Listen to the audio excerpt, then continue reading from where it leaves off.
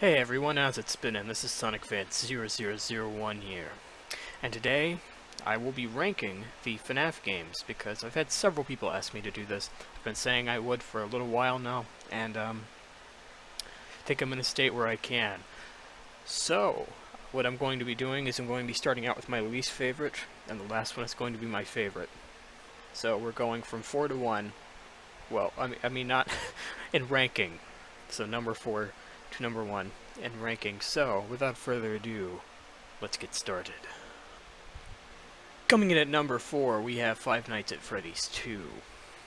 Now, a lot of people actually really liked this game, and, well, you know, honestly, I can't blame them. And I think I know why they liked it better. It's not as scary. And, I mean, I know, it was innovative, at the very least, and I'll explain why in just a second, but it wasn't really scary. I don't know. It's very tense, and I know in my original video I said it was so terrifying.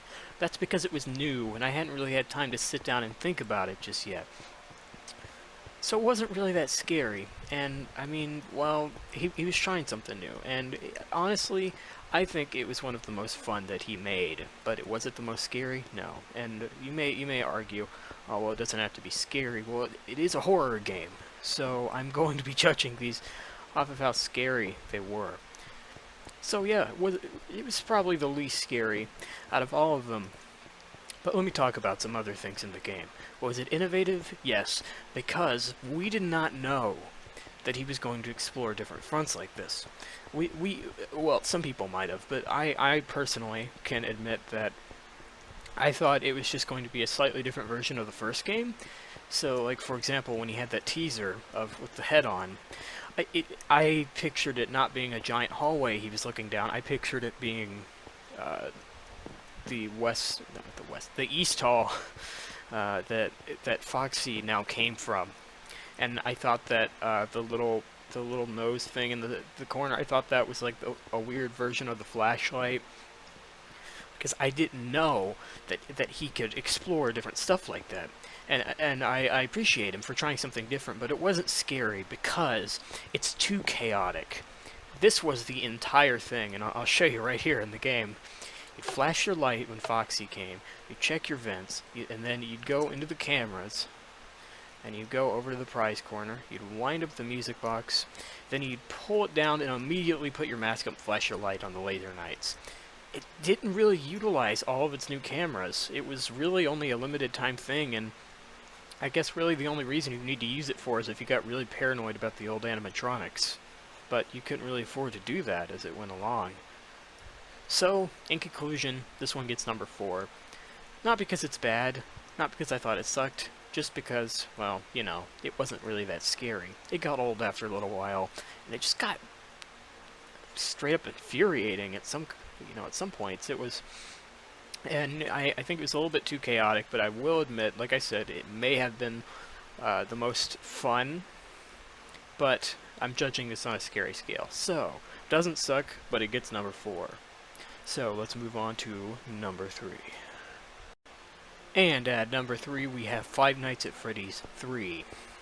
Now, a lot of people think this is the worst one out of the 4. And, you know, while it wasn't my favorite, clearly, it was still better than the second one in terms of its scariness. Now, people complain that the jump scares weren't scary, but here's the thing. Do the jump scares really need to be scary for the game to be good? No. The whole complaint is that the game is just jump scares, which is not true, and when people try to defend it for not being that, then they complain about the third game not being scary enough, because it doesn't have, what? Scary jump scares. This has no effect on it whatsoever. The second game was just straight up chaotic. There was too much going on. It was very tense. But the third one made you feel much more isolated, knowing that there was only one thing, and you knew that it had a random path, and it utilized having to look at all the cameras and having to do everything at once. And it was also chaotic, but it was balanced chaos. Like the first night, it didn't make you do anything. You just sat there and got used to it all.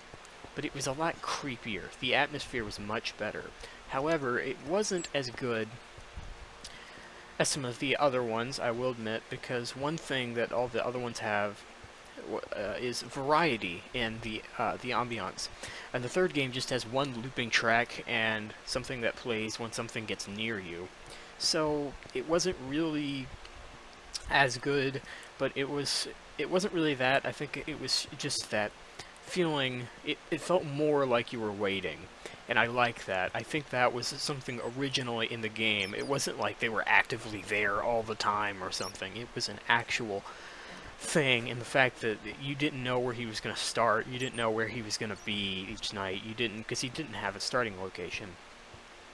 And the hallucinations, it was a nice little learning curve because you expected them to kill you and they didn't. And so the game got even harder, even though you were only having to deal with one thing. But some flaws. While it's creepy, like I said, the ambiance isn't as good, and it's not terribly scary. It's just creepy, which I like creepy. And then another thing is that it was kind of it was sort of like more. Well, okay. Here's a good thing. The all the secret mini games and stuff, super complicated, but I liked that. I liked how complicated it was to get that, and I liked it more because I feel like in the last two, the story became a major part. It wasn't like a secret thing. It was splayed out in front of you, but there were still secrets hidden around. And I really liked how this one utilized having to do all the complicated stuff. But here's the thing. I feel like there's something to that.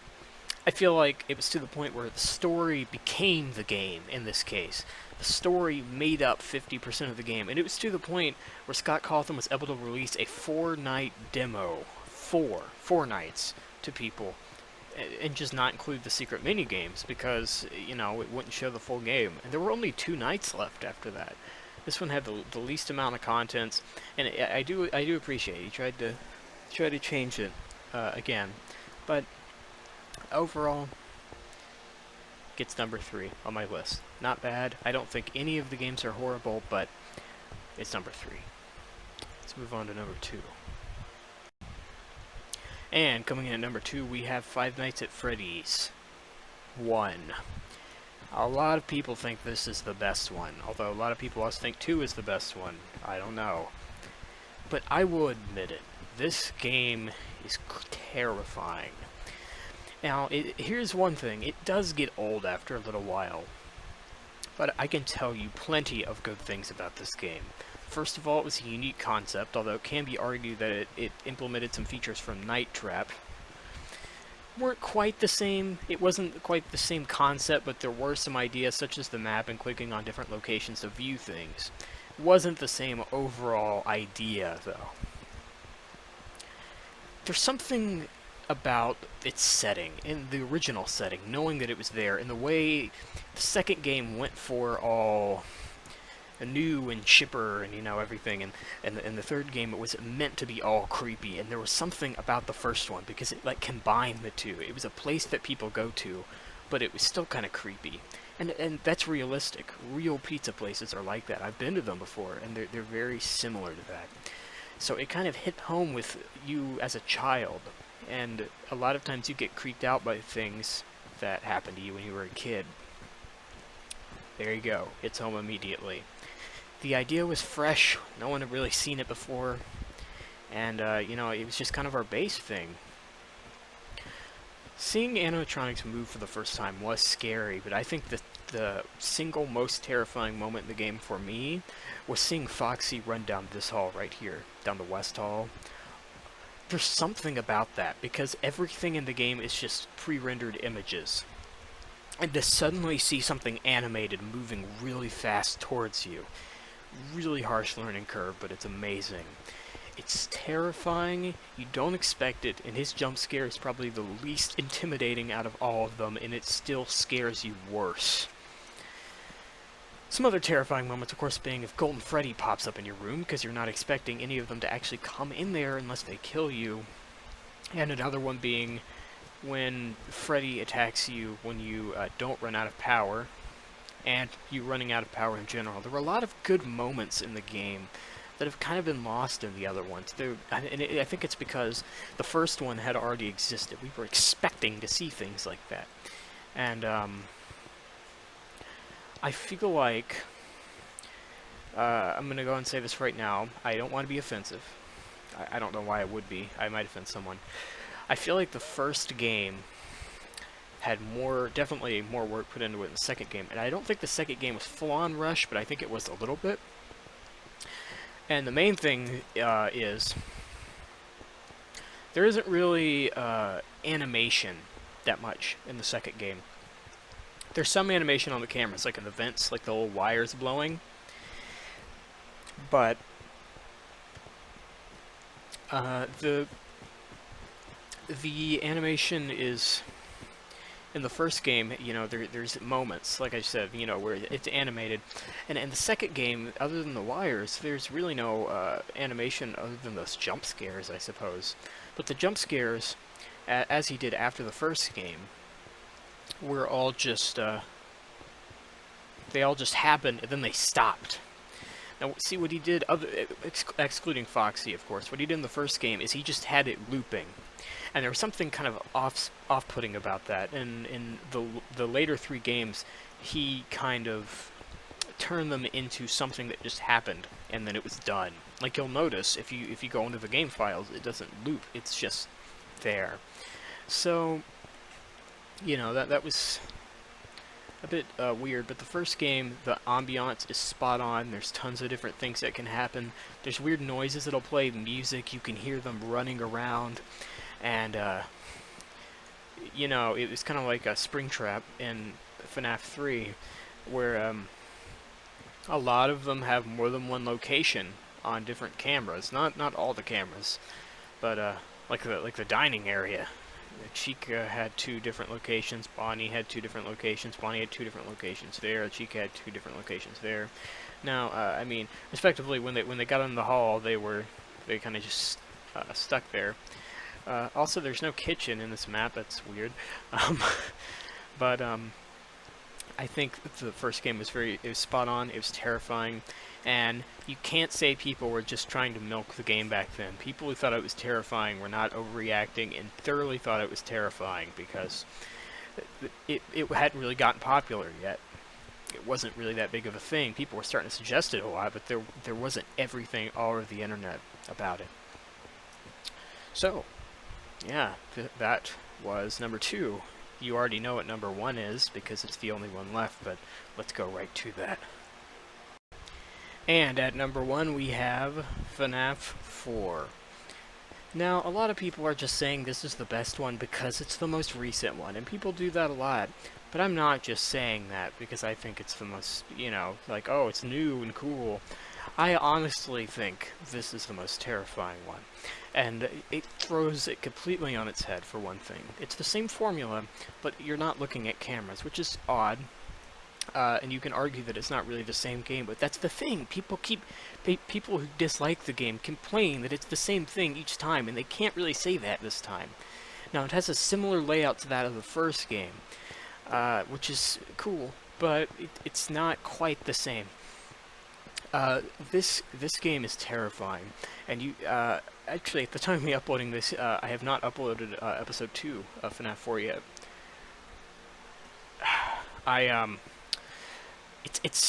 It's not, you can't complain that the jump scares get old, because they don't. They actually don't. Because, right, you know, how it works is you're always super close to everything, because you're a kid, you go up really close.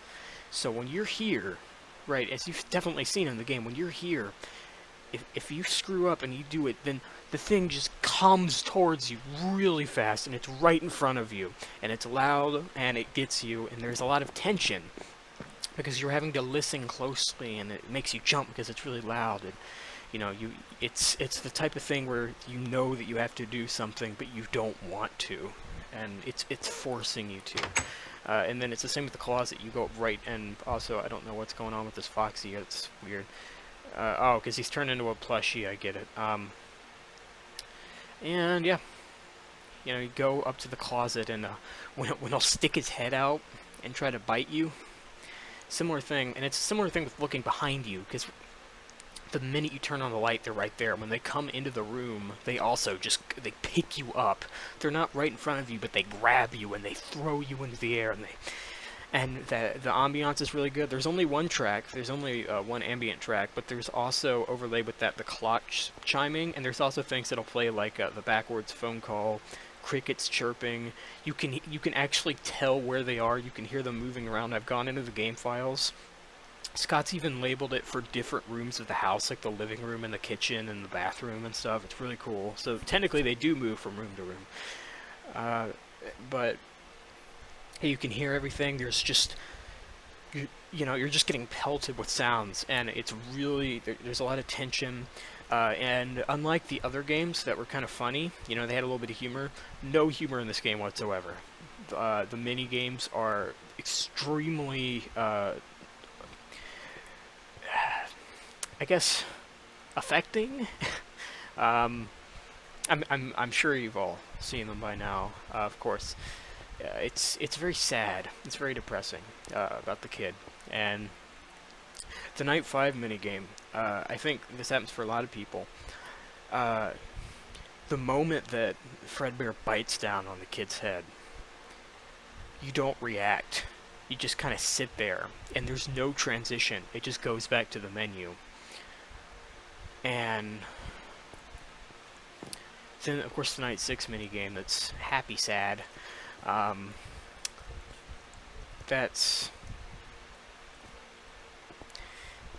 It's very touching. It's touching, and it kind of makes you, it does kind of, turn some things on its head that makes it not quite as good. Such as, pretty much the whole reason that, or actually, it does something good that you should always do with the video game antagonists. It gives you a reason to dislike him, the purple guy. We got him right here. It gives you a reason to hate him. Because, or it gives you a reason to hate it. Well, okay. So the Bite of 87 was caused by just kids. The animatronics had nothing to do with it other than the fact that that Fredbear bit. And it's just the fact that it was never meant to be like this. This company has just been, like, eternally damned. It's irreparable. And then, of course, the purple guy killing all the kids and making the suits become possessed. It gives you a reason to dislike him. And it gives you even more of a reason, too, because then he's inside of Springtrap, and he's possessed that. He's coming to try to kill you in the third game. He makes a good antagonist, I think. A very good, gritty horror game antagonist. And I have to say, number 4, Five Nights at Freddy's 4 gets number 1. Because it's scary, the ambiance is spot on, just like in the first game. And the story is very sad and touching, and yeah, the graphics as well. Some people have complained about the graphics. I don't really care that much. The graphics look okay, but the animatronics look really good in most cases. I think the only case I would say they didn't is the Bonnie jump scare inside the room. Doesn't look terribly realistic the way his head is rendered, but he did a really good job modeling them. And oh yeah, a couple more moments in the game I wanted to talk about. It's kind of like Foxy coming out of Pirate's Cove. The minute on Night 5 everything changes and it becomes Fredbear, you aren't expecting it. And especially because you're used to having to hold the flashlight on them when they're in the hallway. Well, this time you have to close the door. There's no breathing with Fredbear. And it changes the mechanic. It's a new mechanic, and it's cool because now you have to listen for his laughing to tell whether or not he's gotten in. And, he's everywhere in the nightmare. He's even harder, so... I mean, yeah, it's... That changes stuff, and then... also the Plush Trap minigame is awesome, because... It's the same type of thing, because if Plush Trap's gonna kill you, he jumps up right into your face. You have to stop him right smack in front of you so he doesn't kill you. And this game has a bunch of good tension, bunch of ambiance. I really like it. So, Anyway, I have to say, I really like this series. I'm looking forward to whatever Scott does in October. I wish him all the best. I'll be sure to look at his games. I have played some of his other games at this point, and you know, Scott, if you're watching this, I don't know why you would be, but if you are, then you did a good job. And you know, you aren't really affected by haters, but just don't worry about them anyway. And I like the series, and coincidentally, since I was talking about haters of the series so much, people will make fun of the fan base, but there's some haters that are just as bad, and wouldn't you know it, Sonic Fan Rants Episode 1 is my next video, I think, depending on when this goes up. And I'm talking about what internet haters, not just FNAF haters, internet haters in general. And I'm probably going to read some comments, and I'm not going to be nice. So look forward to that. I'm going to get mad. So yeah. Anyway, thank you all so much for watching. Remember, if you like this video, leave a like, comment, possibly subscribe. It helps me out a lot. And I guess I will see you all next time. Bye.